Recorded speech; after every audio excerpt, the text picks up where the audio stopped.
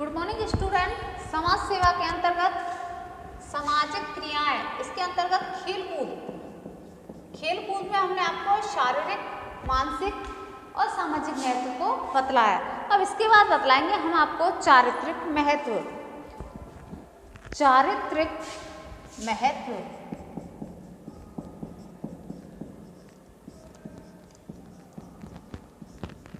चारित्रिक महत्व किस प्रकार से खेलकूद के लिए लाभदायक सिद्ध होता है।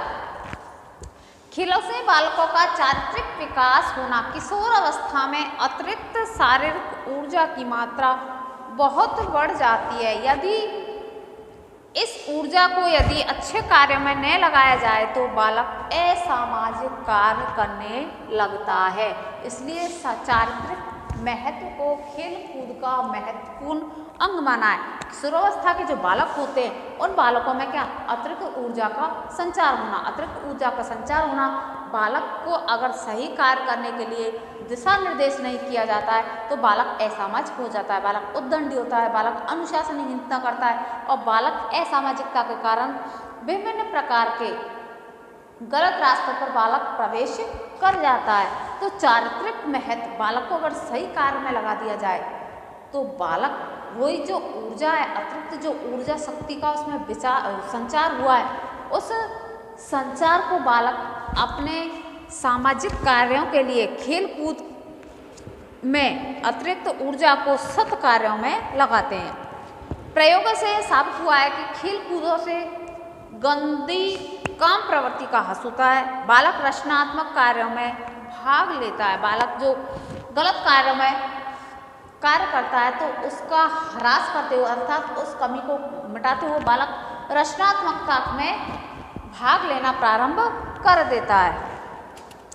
खेल कूदों से दुख व सुख के मध्य समुचित संतुलन की शक्ति का विकास होना, हारने पर अधिक दुख नहीं और जीतने पर अधिक खुशी नहीं, सुख दुख का समुचित संतुलन चारित्रिक विकास में बहुत ही सहायक है। अगर हार जाता है तो अत्यधिक शोक नहीं मनाना, अत्यधिक दुख नहीं करना, और जीत जाता है तो अत्यधिक खुशी प्रकट नहीं करता, अर्थात दोनों के अंतर्गत क्या होता है, संतुलन को स्थापित किया जाता है।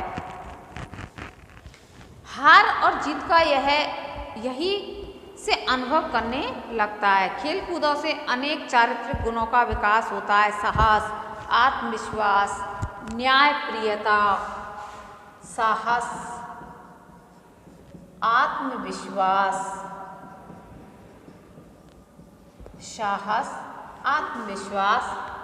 न्यायप्रियता,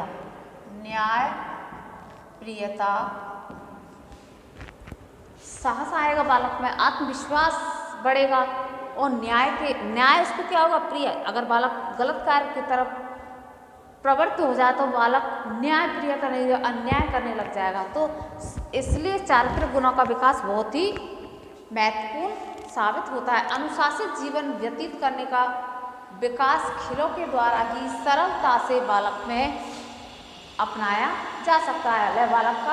बालक को विकसित किया जाता है। तो खेल कूदों का चारित्रिक विकास में भी बहुत ही महत्व रखता है। अगला जो इसका पॉइंट है वो है मनोवैज्ञानिक महत्व। मनोवैज्ञानिक महत्व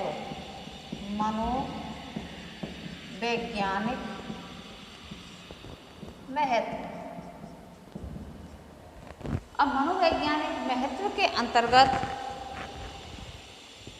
खेल कूदों से अनेक मूल प्रवृत्तियों का शोधन तथा मार्गांतरीकरण होता है, जैसे क्रोध, युयुत्सा, काम, सामूहिकता, सृजनात्मक आदि जो मूल प्रवृत्ति हैं उनका शोधन और मार्गांतरीकरण खेल कूदों का बड़ा ही योगदान है। क्रोध को शांत करना, युयुत्सा, काम प्रवृत्ति और जो एक्स्ट्रा जो मूल प्रवृत्ति होती है उसका शोधन अर्थात परिवर्तन करना, किससे, मनोवैज्ञानिक महत्व किसके अनुसार, खेल कूदों के द्वारा बालक का जो ये मूल प्रवृत्ति है युयुत्सा, काम, सामूहिकता, सृजनात्मकता और क्रोध की, इसका शोधन एवं परिमार्जन किया जाता है।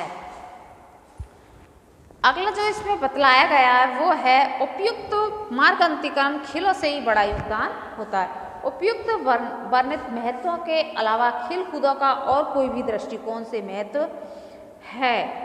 कई दृष्टिकोणों से महत्वपूर्ण है। खेल कूदों से छात्रों में अनुशासन बढ़ता है, सामूहिक जीवन विकसित होता है, शिक्षक और छात्रों के मध्य संपर्क दृढ़ होते हैं। खेल कूदों में अनुशासन बढ़ाते हैं खेल कूद।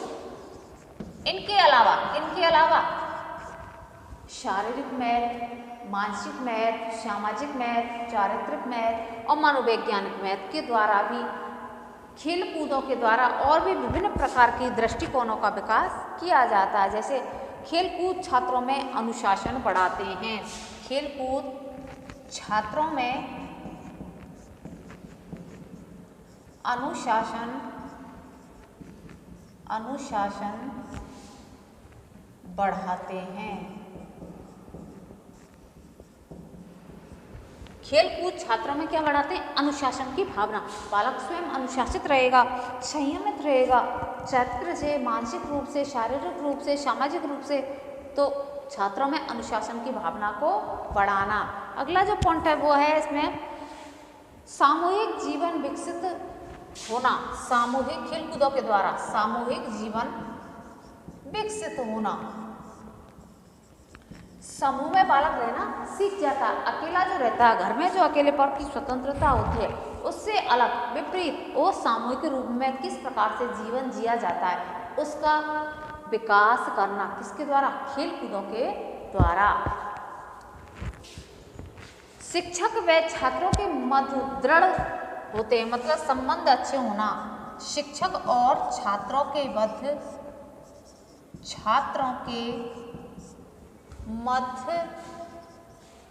संबंध अच्छे होना। शिक्षक और छात्रों के मध्य संबंध अच्छे या दृढ़ होना। शिक्षक जो भी कहीं पे भी खेलकूद रहो वहाँ शिक्षक छात्रों के साथ जरूर जाते हैं। वो उनकी अनुशासन हीनता ना हो या बालक को कोई प्रॉब्लम ना हो, समस्या ना हो। तो जो छात्र और शिक्षक के मध्य में इनमें क्या आता है? एक मध्य में संबंध, बहुत ही घनिष्ठ संबंध उत्पन्न हो जाते हैं। एक दूसरे के छात्र और शिक्षक निकट आ जाते हैं। नागरिक गुणों का विकास होता है, राष्ट्र प्रेम बढ़ता है और छात्रों में एक उदार तथा व्यापक दृष्टिकोण निर्मित होना। नागरिकों का विकास होना, देश प्रेम उत्पन्न होना और छात्रों में एक उदार तथा व्यापक दृष्टिकोण विकसित होना। उदार तथा व्यापक दृष्टिकोण, संकुचित नहीं और व्यापक रूप से वो, क्योंकि सारे बालक इकट्ठे होते हैं, सारे खेल कूद की भावना में इसमें द्वेष की भावना नहीं होती है, एक उदार की भावना तथा व्यापक दृष्टिकोण होता है। तो ये खेल कूद में समाज के अंतर्गत आपको बतलाया, जिसका शारीरिक महत्व, सामाजिक महत्व, चारित्रिक महत्व, मनोवैज्ञानिक महत्व, इसके द्वारा अन्य जो एक्टिविटीज हैं जिसमें छात्रों को अनुशासित बताता है, छात्रों में शामिल जीवन जीने की प्रवृत्ति होती है, शिक्षक और छात्रों के मध्य संबंध अच्छे होते हैं, सुनागरिक बनाता है, देश के प्रति प्रेम दर्शाते हैं और इसके अलावा छात्रों का जो विकास है या छात्रों में एक उदार तथा व्यापक दृष्टिकोण का निर्माण करना। किनके द्वारा? खेल कूदों के द्वारा। ये हो गए आपके समाज के अंतर्गत खेल कूद की क्रियाएं। अब खेल कूदों का संचालन, खेल कूद का संचालन हम किस प्रकार से करते हैं, क्या पॉइंट है, क्या नियम है इसके संचालन को करने के लिए? खेल कूद के संचालन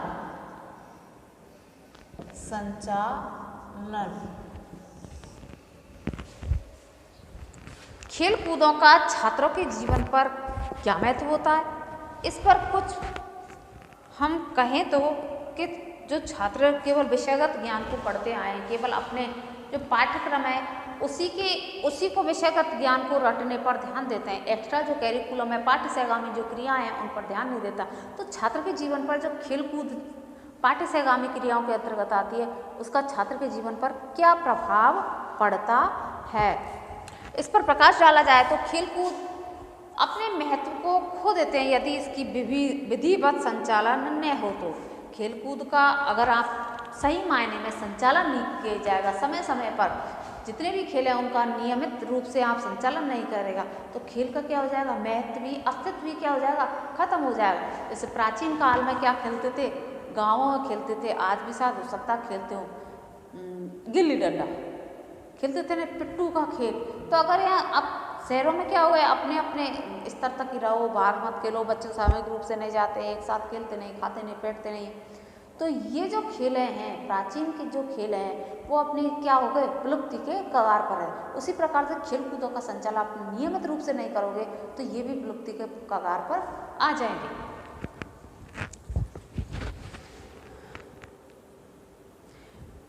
कभी कभी तो यह भी देखा जाता है कि उपयुक्त संचालन के अभाव में खेल कूदों के बड़े भयानक दुष्परिणाम होते हैं। अतः खेल कूदे के संचालन पर विशेष ध्यान देना चाहिए। अगर आप संचालन का अभाव है, आप सही रूप से उसका संचालन नहीं कर रहे तो वो अपने महत्व को बिल्कुल ही खो देंगे। तो इनके महत्व को, खेल कूद का महत्व कम ना हो इसके लिए निम्नलिखित बातें ध्यान में रखनी चाहिए। निम्न बातों को ध्यान में रखना चाहिए। नंबर 1 है, संपूर्ण खेलों के लिए एक अध्यापक उत्तरदायी हो। संपूर्ण खेलों के लिए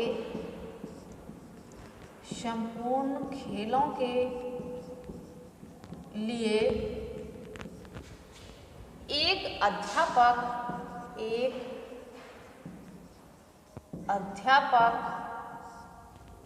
उत्तरदायी हो। संपूर्ण खेलों के लिए एक अध्यापक उत्तरदायी हो। एक अध्यापक उत्तरदायी हो तथा प्रत्येक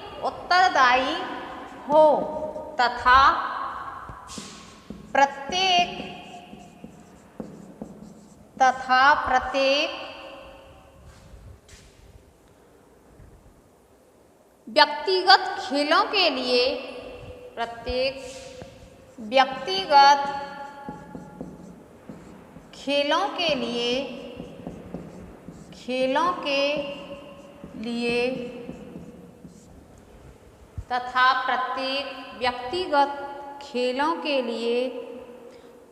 पृथक उत्तरदायी बनाया जाए।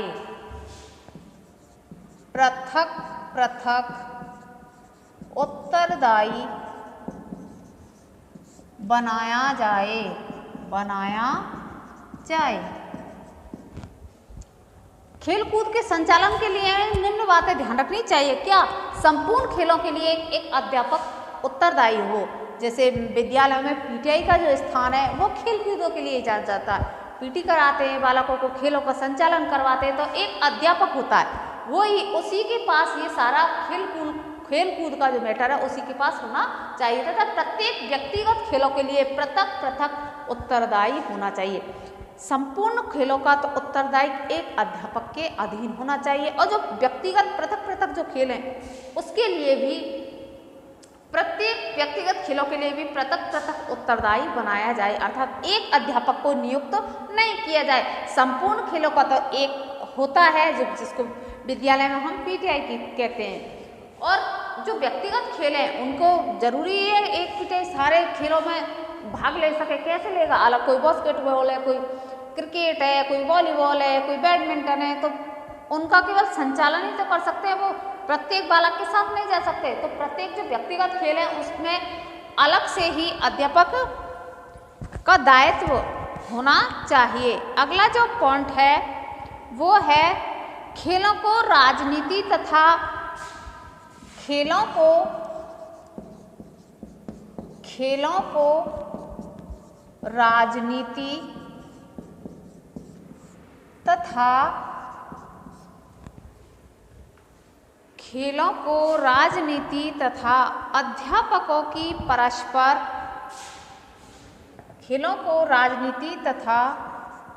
अध्यापकों की परस्पर खेलों को राजनीति तथा अध्यापकों की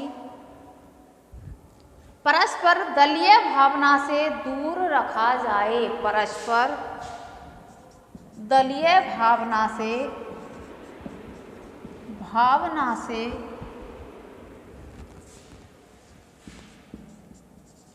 दूर रखा जाए।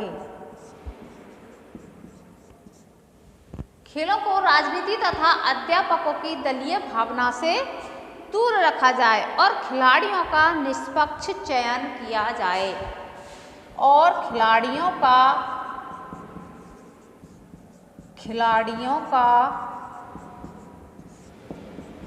निष्पक्ष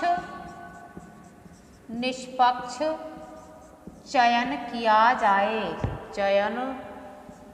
जाए।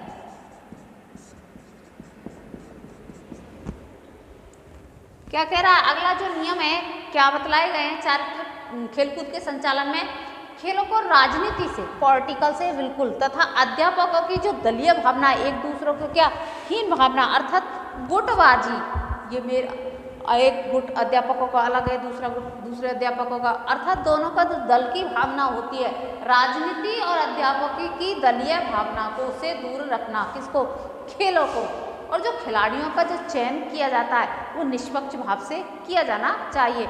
ये तो नहीं है कि राजनीति अप्रोच लगा के हमारे बालक कुछ भी नहीं जानता उसको खेल में सम्मिलित किया जाए।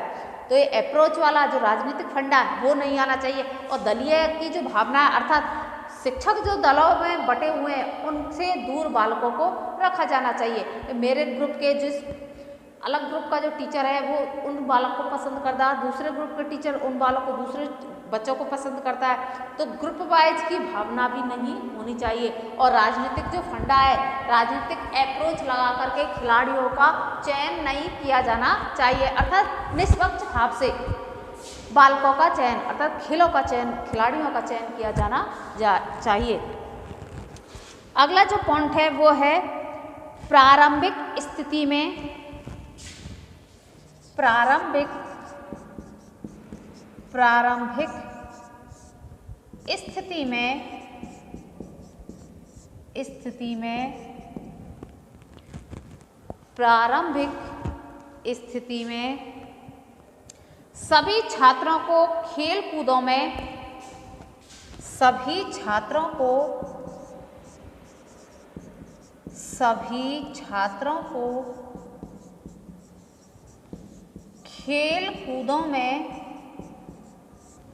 सभी छात्रों को खेल कूदों में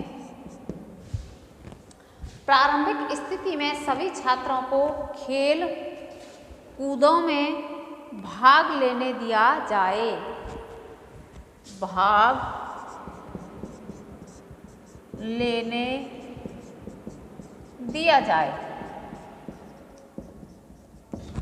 प्रारंभ में क्या किया जाए? जो भी स्थिति है, सारे बालक हैं, जो भी जितने भी बालक हैं उनको उन खेलों में समाहित किया जाना चाहिए। खेल कूदों में बालक के प्रति रुचि जागृत होगी, उनकी एक्टिविटी झलकेगी। प्रारंभ में अच्छे खिलाड़ियों का उचित चयन किया जाए। जब सारे बालक भाग लेंगे तो जो सर्वश्रेष्ठ खिलाड़ी हैं उनका चयन किया जाना चाहिए। उचित खिलाड़ियों का चयन करना। सभी बालकों को तो आपने मौका दिया, सारे बालकों को भाग लेना चाहिए, पर जो सर्वश्रेष्ठ खेलने में है, सर्वश्रेष्ठ अपना कार्य करता है, उन बालकों का उचित रूप से चयन करना, ये नियम ध्यान में रखने चाहिए। अगला जो नियम है वो है खेलकूद नियमित तथा व्यवस्थित कार्यक्रम के अनुसार चलने चाहिए। खेलकूद नियमित तथा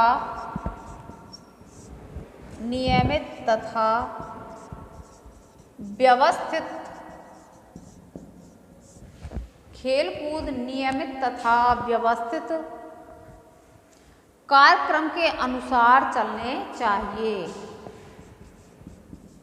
कार्यक्रम के अनुसार चलने चाहिए। खेलकूद का जो हम संचालन करते हैं, जो निम्न बातें ध्यान के लिए वो है खेलकूद नियमित तथा व्यवस्थित कार्यक्रम के अनुसार नियमित होना चाहिए और जिसका जो शेड्यूल है, जो कार्यक्रम बना गया है, जो रूपरेखा बनाई गई है, उसी के अनुसार व्यवस्थित रूप से चलने चाहिए। ये नहीं कि आज कर लिया और गई 1 महीने की, या 1 महीने तक लगातार प्रैक्टिस करा दी अब गई अब साल भर की, ऐसे नहीं। नियमित रूप से और व्यवस्थित कार्यक्रम के अनुसार इतने घंटे आपको पढ़ाई करनी है, इतने घंटे आपको खेलकूद का समय देना है। तो बालकों का इसमें चयन बहुत ही अच्छे से होगा। बालकों की जो एक्टिविटी है वो बहुत ही अच्छे से रिप्रेजेंट कर सकेंगे। तो नियमित तथा व्यवस्थित कार्यक्रम के अनुसार चलना चाहिए। अगला जो नियम है वो है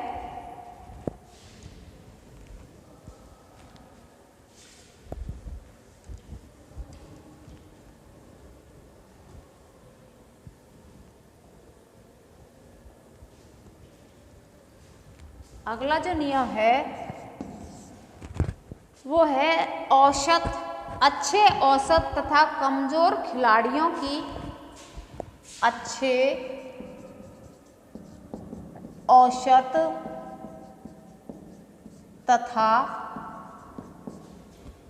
कमजोर खिलाड़ियों की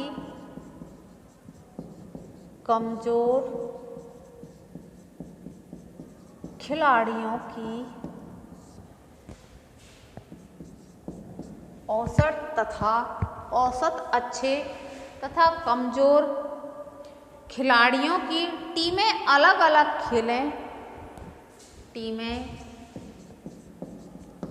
अलग अलग खेलें। अच्छे औसत तथा कमजोर खिलाड़ियों की टीमें अलग अलग खेलें, ऐसी व्यवस्था कर दी जाए। अर्थात अच्छे बालक हैं, औसत है और जो कमजोर खिलाड़ी हैं उनकी टीमें क्या हो जाए, पृथक पृथक कर देनी चाहिए। अर्थात पृथक पृथक अलग अलग रूप से खिलानी चाहिए। अच्छे बालक हैं उन बालकों को एक साथ, जो औसत में एवरेज उन बालकों को एक टीम बनाने देनी चाहिए। जो कमजोर वर्ग के जो बालक हैं उन बालकों की अलग से टीम बनानी चाहिए, जिससे उनका खेलों में जो प्रदर्शन है वो अच्छे से और भी निखर जाए। जिनको कमजोर बालकों को क्या ज़्यादा प्रैक्टिस की ज़रूरत है तो वो ज़्यादा प्रैक्टिस करें, औसत को सामान्य से ज़्यादा करने के लिए, और अच्छे छात्र हैं वो और भी सर्वश्रेष्ठ देने का काम करें। प्रवर तथा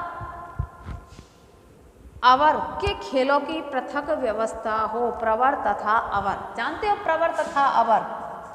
प्रवर तथा अवर के जो खिलाड़ी हैं या खेल हैं उनकी व्यवस्था अलग से, प्रवर तथा अवर खेलों के पृथक व्यवस्था की जाए। प्रवर यानी सीनियर और अवर यानी जूनियर। जूनियर और सीनियर के जो खेल हैं, जिनके जो खेलें हैं उनकी व्यवस्था भी पृथक से की जानी चाहिए। अच्छे औसत कमजोर जो खिलाड़ी हैं उन खिलाड़ियों की अलग अलग टीमें स्थापित की जाए। प्रवर और अप्रवर, जूनियर और सीनियर के जो खिलाड़ी हैं उनकी टीमें भी अलग से पृथक पृथक व्यवस्था की जाए। अगला जो नियम है वो है खिलाड़ियों को नियमित उपस्थिति। खिलाड़ियों को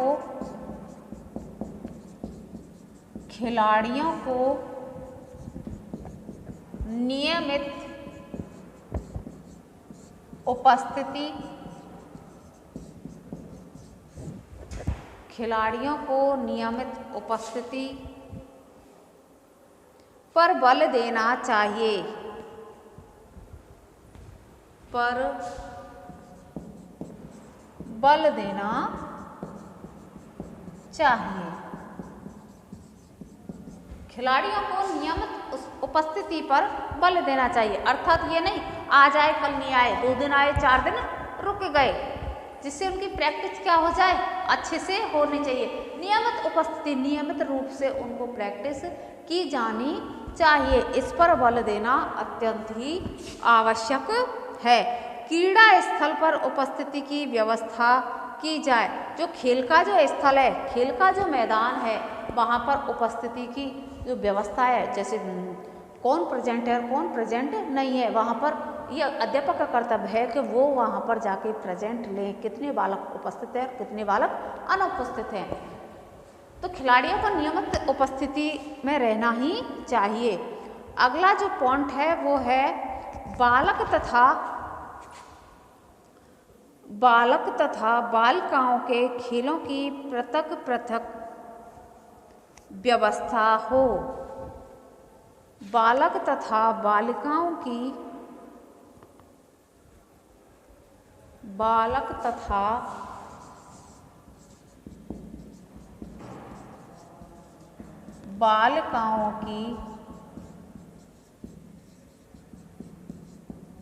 बालक तथा बालिकाओं की खेलों की व्यवस्था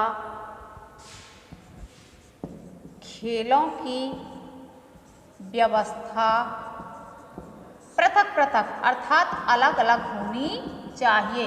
ये नहीं बालक और बालिकाएं एक साथ, बालकों का खेलों की व्यवस्था अलग और बालिकाओं के खेलों की व्यवस्था अलग रूप से की जानी चाहिए। अगला जो नियम है वो है यदि विद्यालय के साधन अनुमति दे तो, यदि विद्यालय के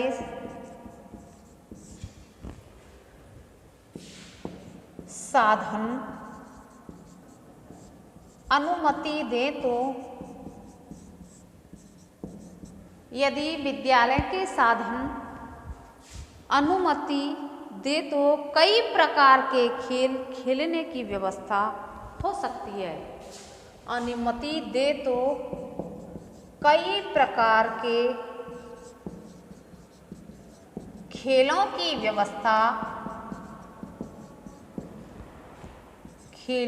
व्यवस्था हो सकती है। विद्यालय से परमिशन लेना बहुत ही आवश्यक होना चाहिए। यदि विद्यालय के पास साधन है, संसाधन उपलब्ध हैं और अनुमति दें तो कई प्रकार के खेलों की व्यवस्था की जा सकती है, जिससे बालक अपनी रुचि के अनुसार खेल कूदों में भाग ले सके, जिससे बालक अपनी रुचि के अनुसार खेल कूदों में क्या कर सके, भाग ले सके। अगला जो नियम है वो है समय समय पर विभिन्न प्रकार की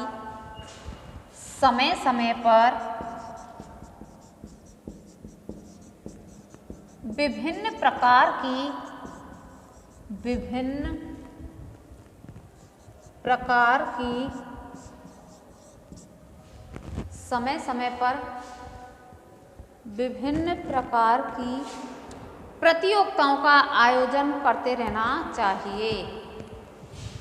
प्रतियोगिताओं का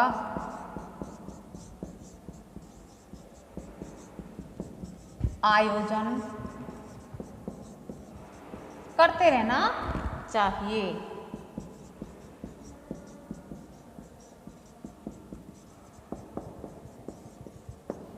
समय समय पर विभिन्न प्रकार की प्रतियोगिता विद्यालय का कर्तव्य है, जब समय मिले, जैसे बहुत से ये वैकेशन आ रहे हैं ना, इसकी छुट्टियों में क्या करते हैं, प्रतियोगिता का आयोजन करवाते हैं। उधर ज़्यादा गर्मी भी नहीं हो, मध्य में ही प्रतियोगिता का आयोजन करवाते, तो समय समय पर विभिन्न प्रकार की जो प्रतियोगिताएं उनका आयोजन किया जाना चाहिए। अगला जो पॉइंट है पुरस्कार आदि की व्यवस्था से प्रतियोगिता में जान आ जाती है। पुरस्कार, बालक को मोटिवेट करो, पुरस्कृत करो तो बालक क्या हो जाएगा, और आत्मविश्वास हो जाएगा, बालक और अच्छा प्रदर्शन करेगा। तो पुरस्कार की भी व्यवस्था की जानी चाहिए। अगला जो पॉइंट है वो है खेल के सामान खरीदने तथा उन्हें छात्रों में वितरित करने की समुचित व्यवस्था की जाए। खेल के सामान खरीदना और छात्रों के अंतर्गत किस प्रकार से वितरित किया जाए, इसकी व्यवस्था भी समुचित रूप से की जानी चाहिए। तो आज हमने आपको खेल कूदों के अंतर्गत पहले तो शारीरिक, सामाजिक, राजनीतिक, मानसिक और मनोवैज्ञानिक कारणों का महत्व का अध्ययन कराया। उसके बाद खेल कूद के जो संचालन है उन संचालन को करते समय हमें किन किन नियमों का पालन करना चाहिए उसके बारे में अध्ययन करवाया। तो आशा करती हूँ आपको ये जो खेल कूद के संचालन है समय समय पर विद्यालय के द्वारा जो कार्य करवाए जाते हैं उनको बतलाया, तो ये आपके समझ में आ गए होंगे। नेक्स्ट वीडियो में हम नेक्स्ट जो टॉपिक लेके आएंगे उसका अध्ययन करवाएंगे। तब तक के लिए धन्यवाद।